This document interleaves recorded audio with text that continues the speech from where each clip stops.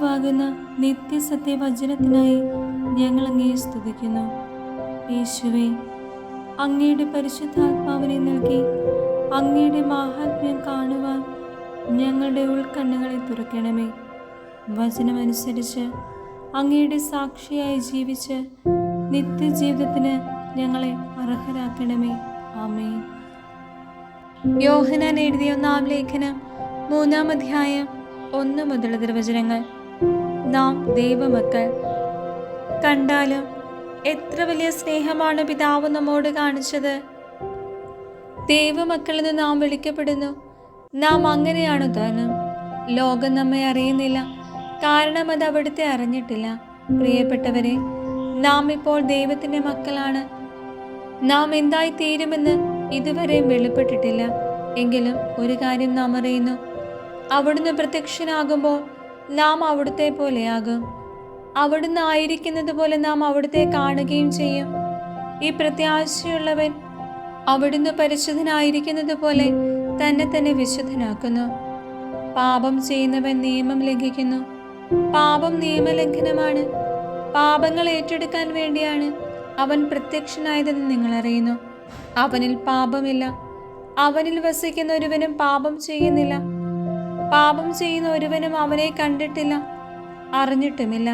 കുഞ്ഞുമക്കളെ, നിങ്ങളെ ആരും വഴിതെറ്റിക്കാതിരിക്കട്ടെ. നീതി പ്രവർത്തിക്കുന്ന ഏവനും അവൻ നീതിമാനായിരിക്കുന്നത് പോലെ നീതിമാനാണ്. പാപം ചെയ്യുന്നവൻ പിശാചിൽ നിന്നുള്ളവനാണ്. എന്തെന്നാൽ പിശാച് ആദ്യം മുതലേ പാപം ചെയ്യുന്നവനാണ്. പിശാചിന്റെ പ്രവൃത്തികളെ നശിപ്പിക്കുന്നതിന് വേണ്ടിയാണ് ദൈവപുത്രൻ പ്രത്യക്ഷനായത്. ദൈവത്തിൽ നിന്ന് ജനിച്ച ഒരുവനും പാപം ചെയ്യുന്നില്ല, കാരണം ദൈവചൈതന്യം അവനിൽ വസിക്കുന്നു.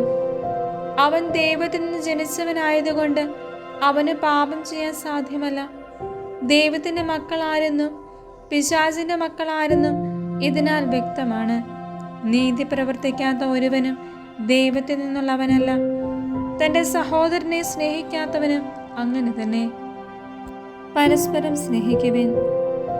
ആദ്യം മുതലേ നിങ്ങൾ കേട്ടിരിക്കുന്ന സന്ദേശം ഇതാണ്: നാം പരസ്പരം സ്നേഹിക്കണം.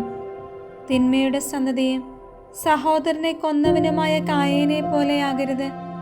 എന്തു കാരണത്താലാണ് അവൻ സഹോദരനെ കൊന്നത്? തൻ്റെ പ്രവൃത്തികൾ ദുഷിച്ചത് തൻ്റെ സഹോദരൻ്റെ പ്രവൃത്തികൾ നീതിയുക്തവുമായിരുന്നത് കൊണ്ട് തന്നെ.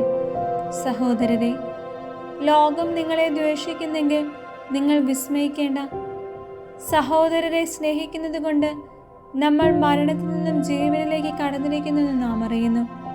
സ്നേഹിക്കാത്തവനാകട്ടെ മരണത്തിൽ തന്നെ നിലകൊള്ളുന്നു.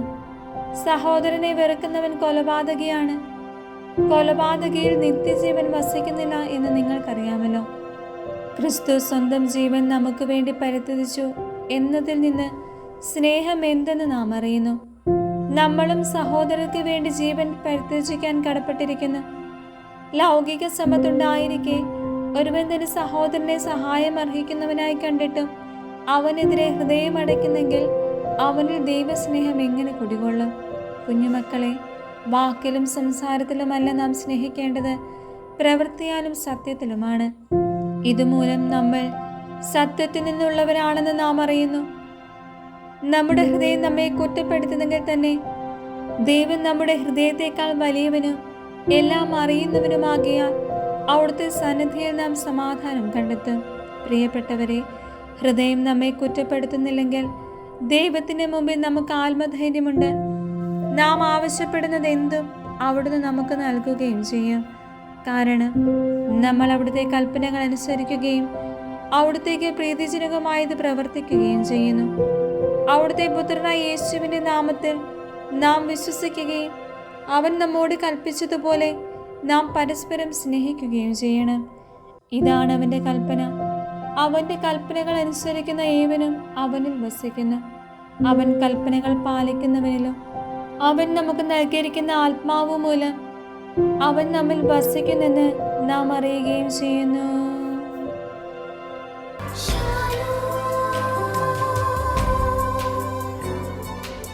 Shalom.